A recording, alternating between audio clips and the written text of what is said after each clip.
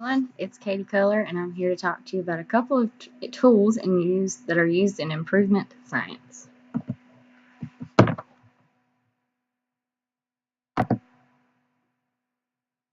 All right, so first I want to talk to you about a Pareto chart.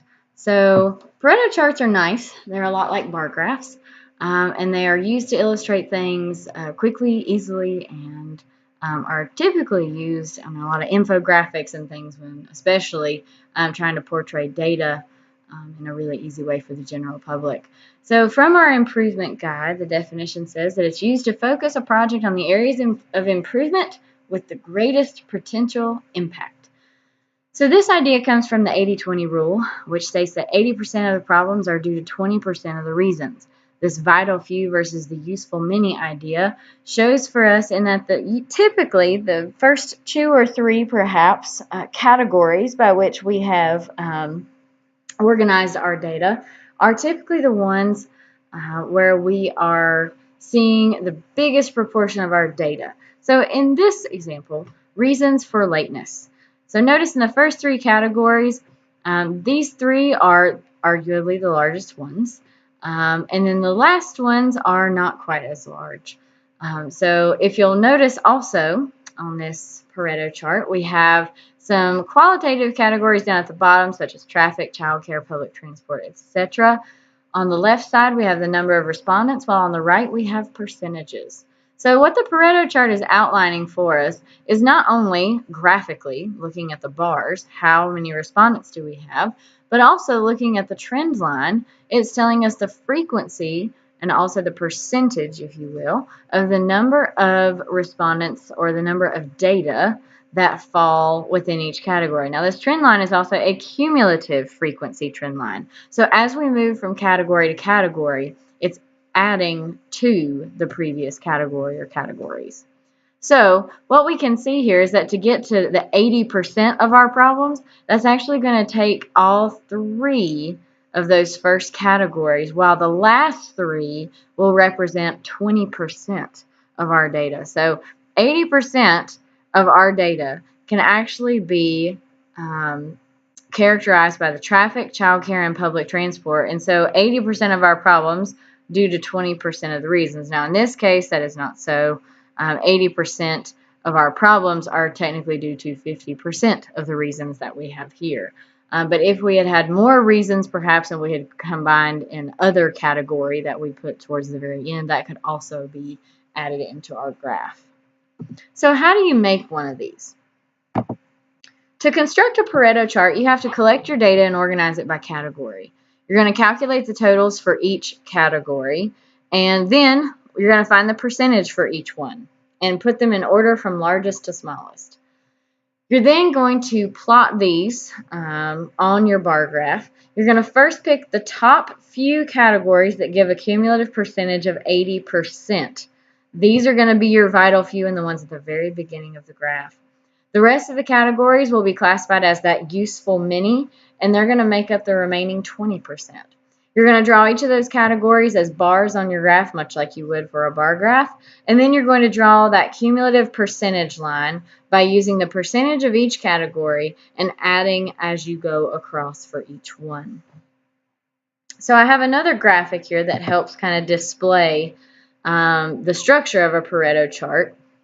Down below, we have the categories across the bottom, of course. We have a measure of interest along the left side and a cumulative frequency along the right. So you'll notice here also we have the categories in their black bars across our x-axis. And then we have our trend line for the cumulative frequency going across the top in blue. So what we will see here is along that side to the right, this cumulative frequency, there's a red dotted line corresponding to what they are saying is the 80% mark. And based on this blue trend line, that intersects when we get to the third category. So in other words, these top three categories are going to be considered our vital few. These are going to be the places where we really should probably implement the most change, or the things we should really focus on. It's not to say that the categories that are in the useful many are not as important, but it's just to clarify here, these are our top 2 to 3, or if you had more data, even more reasons, and top priorities in terms of implementing some sort of change so that we can potentially see some interesting and positive results.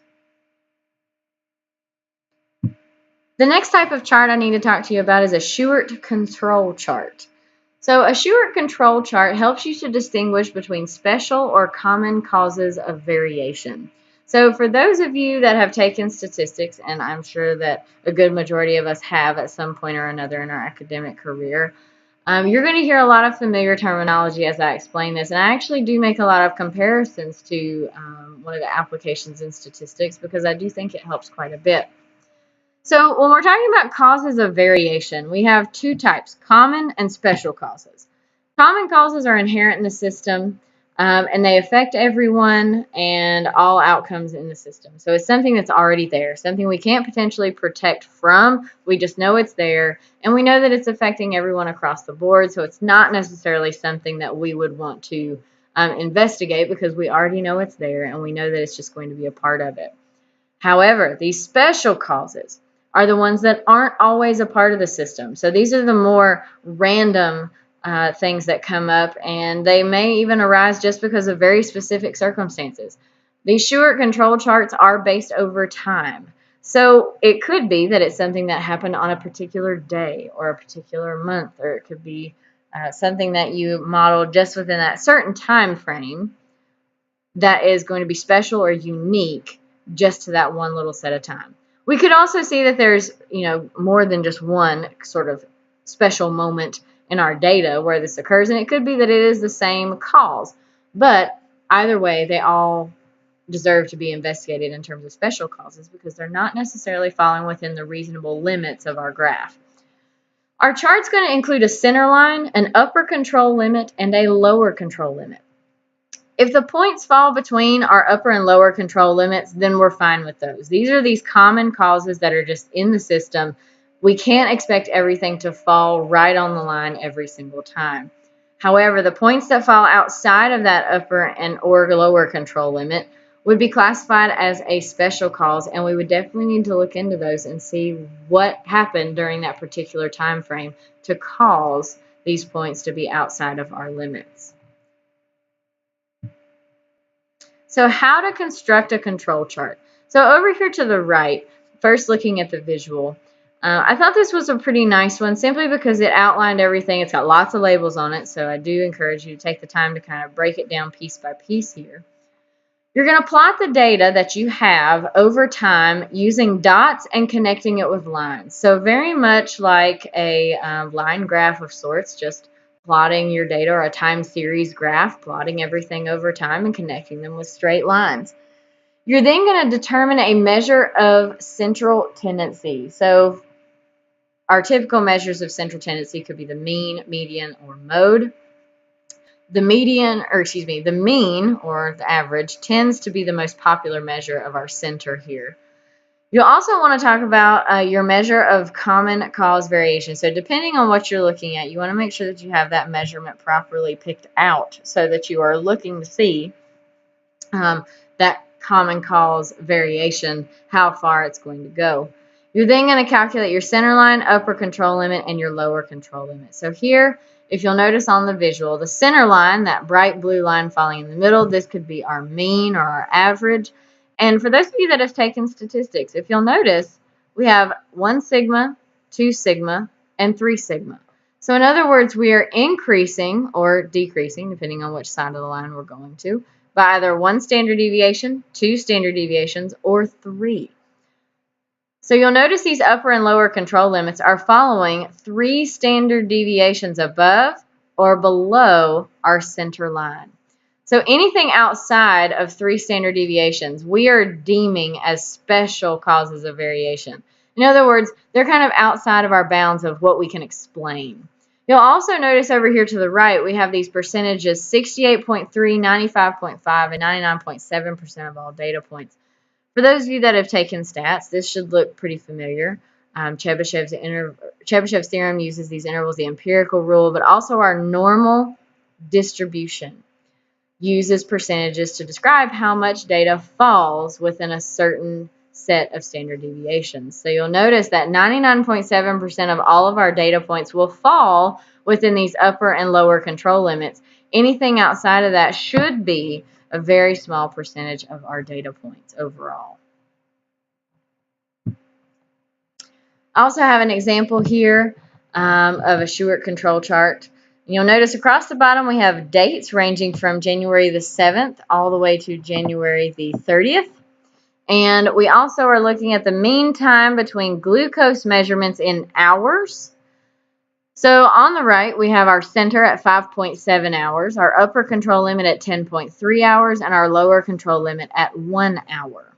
So this perhaps could be a graph looking at patients that are diabetic and determining how often are they checking their glucose, how often are they measuring it.